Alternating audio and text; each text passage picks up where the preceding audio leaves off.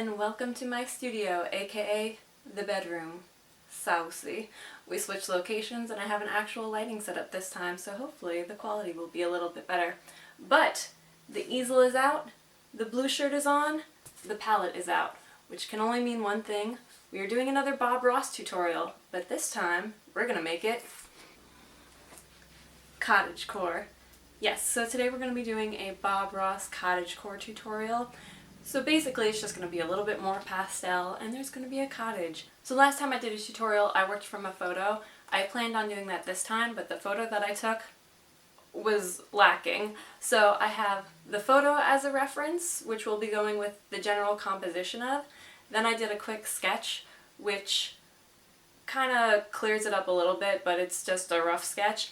And then I have my vision board, I guess you could call it, which is basically just reference photos, give me like an idea of what kind of sky I want, what kind of plants I want, and then a general color palette to try to stick to so it stays semi-cohesive. So these will be our general references that I'm using for this, and I guess that's pretty much it. Let's get into it. So typically when I do a painting, I usually do a rough paint sketch outline to give me an idea of where everything is going to go. I don't know why I didn't do that in the last one. It would have been very helpful. That way I didn't paint over the clouds and whatnot, but we're going to do it this time. Won't make that mistake twice. So I'm just going to lay in a rough sketch and then we can get started.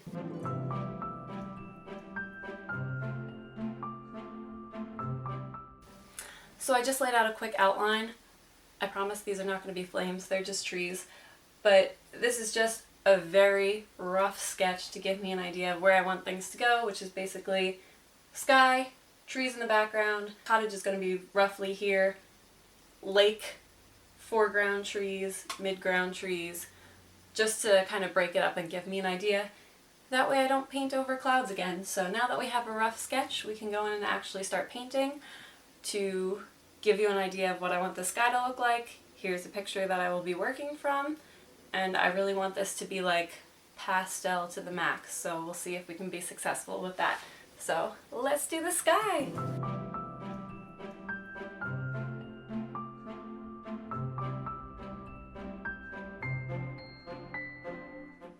So we have our base for our sky. Now that that is laid in there, I'm going to go in and start putting in the clouds. I'm actually going to put in the purples and blues first and kind of build forward. So starting with my darks and then adding my lights on top of it, and we'll see how that works out.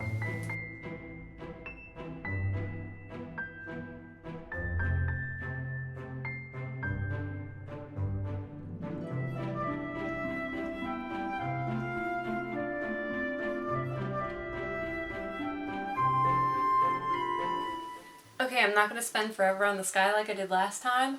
This is where we're stopping for now. I will probably go in and add some highlights and touch that up, but because my paints are still wet, they're getting muddy, so we're going to take pause on that, and we're going to move down to the background trees. Important thing about the background is you want it to be muted so it recedes from the foreground so that all the stuff you have in the foreground pops.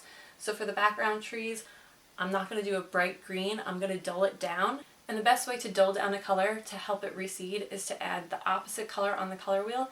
So because trees are predominantly green, we're going to be adding red to it. This will make the color less saturated and it won't pop out towards your eye as much. We're going to leave the more saturated colors for the foreground. So right now I'm going to jump into the background, and because our sky has this peachy color to it and the clouds have some peachy pinks to them, I'm probably going to be doing highlighting with some of that peachiness to kind of bring it all together and really show that that sunlight is hitting those trees.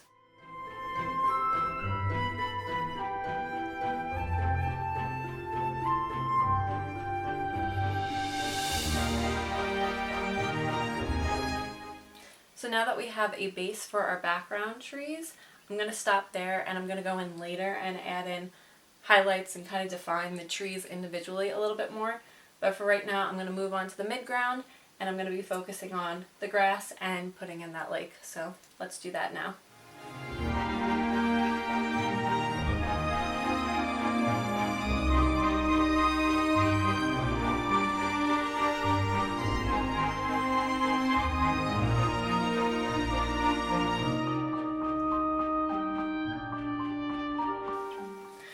Okay, so now that I have my base for my grass down, I'm going to go in and put in my lake, which is going to be reminiscent of what we have going on here. So just thoughts if you want to do a painting of your own like this. One of the beautiful things about this is this should not be blue. I know a lot of people instinctually water blue, but this gets to mimic what's going on here and really bring it all together and have your eye travel around the piece. And we get to bring in more of those fun pastels, so we're going to get to do that now.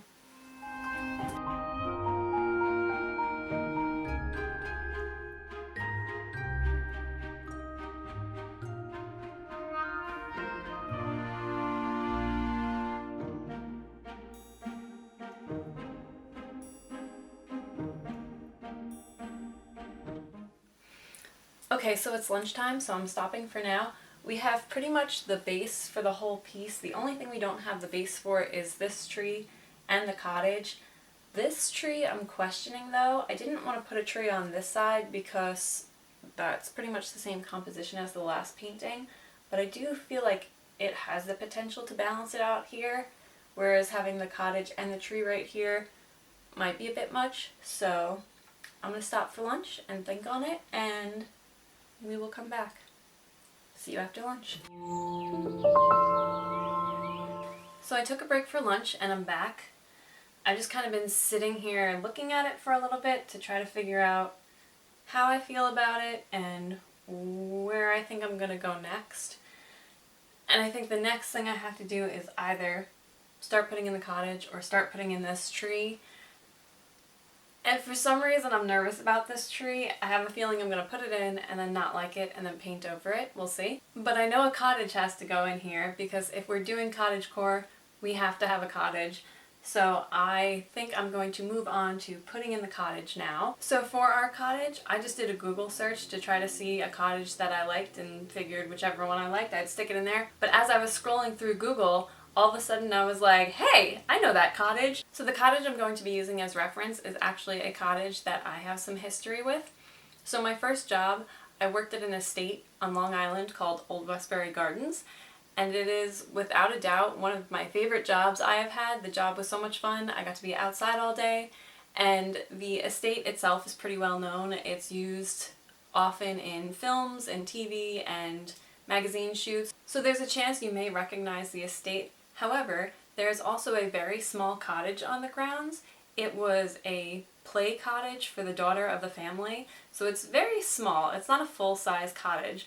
But once I saw that cottage pop up on Google, I was like, okay, this relates to my life and that job, which was one of my favorite jobs. So I thought that would be a cool, fun little Easter egg to share with you and for myself to put the cottage from Old Westbury Gardens in the painting. So fun little fact for you. Because the cottage is small and in the background, I'm probably going to bring you in a little bit closer so you can see it better. So come on in.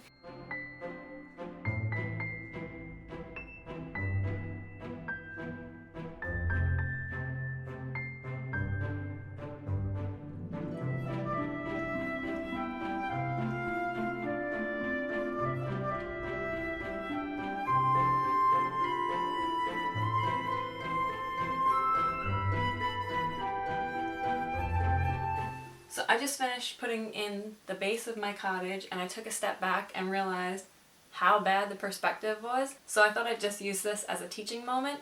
So right now, our cottage doesn't make sense. It can't exist because I have the front of the cottage facing fully forward.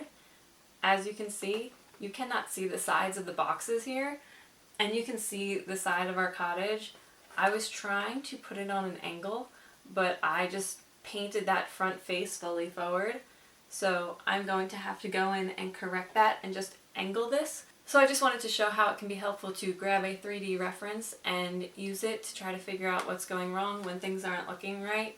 This can be very helpful. So just to show you how things should look versus how they do look and why they're looking wrong in your painting. So I'm going to go in and fix that quick.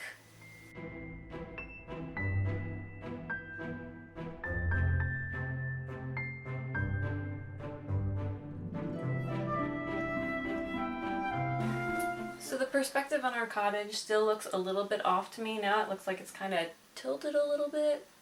I don't know, but I'm gonna pause on it for now and I'm gonna tackle this tree.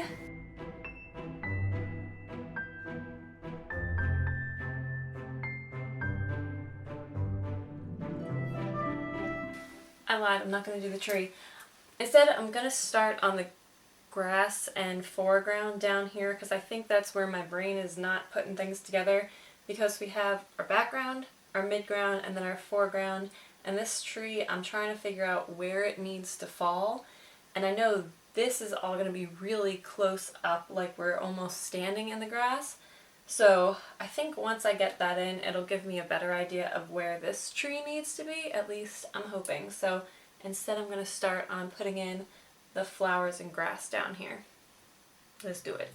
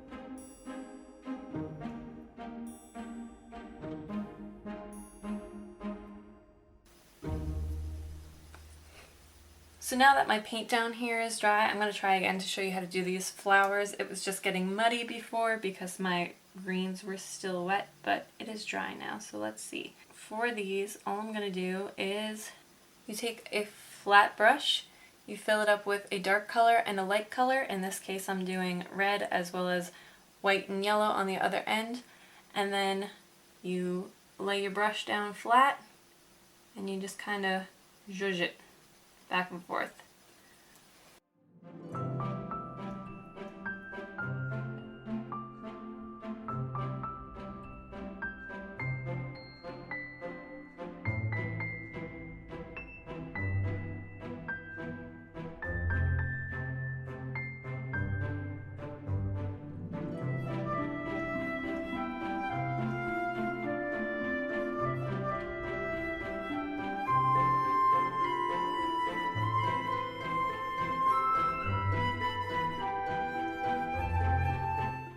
So I just took a pause and took a step back to kind of assess where we are and what I think we should do moving forward.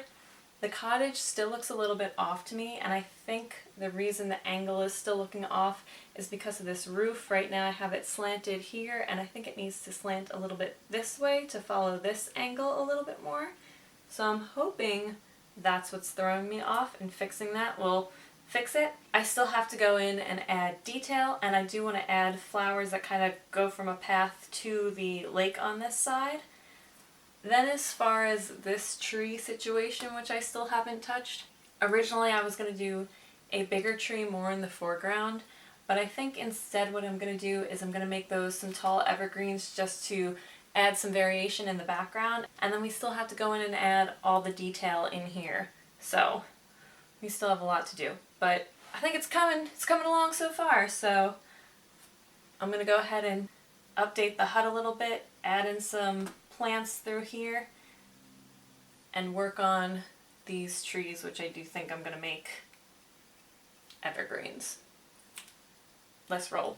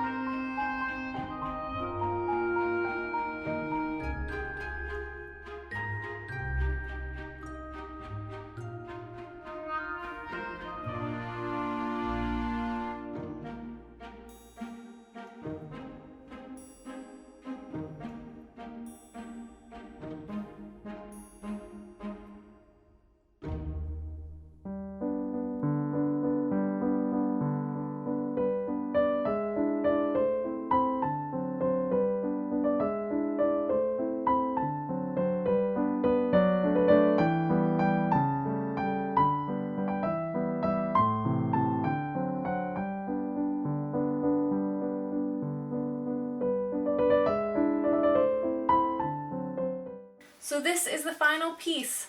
Hopefully it looks like a nice relaxing cottage retreat that you might want to escape to. If you like the painting or if you have any thoughts on it, please let me know down below. I'd love to hear what your comments are. I hope you enjoyed watching. If you like this video, please think about giving it a like. And if you want to see more, please think about subscribing. And if you're interested in seeing more of what I do, I post most of my stuff on Instagram, so feel free to follow me over there. Thank you so much for watching, and I hope to see you in the next one. Bye! So for my last tutorial that I did, I worked from a painting. For this tutorial, I had planned on doing the same from a photo, not a painting. Beach, we don't have time for this. It's already almost 11. Ugh. So when I was looking for cottage references, I just... So for this cottage, what am I trying to say? I am going to be changing it a little bit because...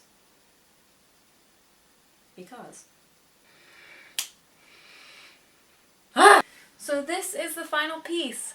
Hopefully it looks like a little college. So please feel free to comment down below. And now, if you'll humor me for a second, this painting brings one thing to mind, and I wonder if anybody else has had the same thought. Little town full of little people waking up to say bonjour.